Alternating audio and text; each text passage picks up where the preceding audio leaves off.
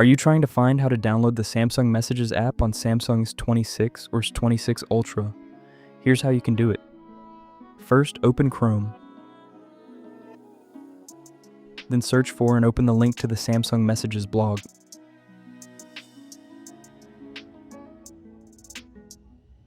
Scroll down and tap on Download.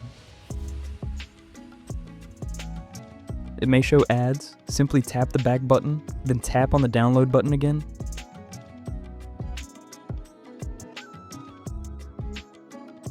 And press back once more. It will redirect you to the site.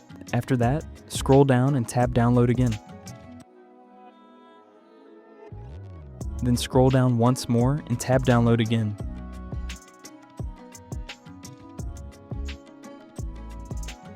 Tap open and then install the app. Go back to the home screen.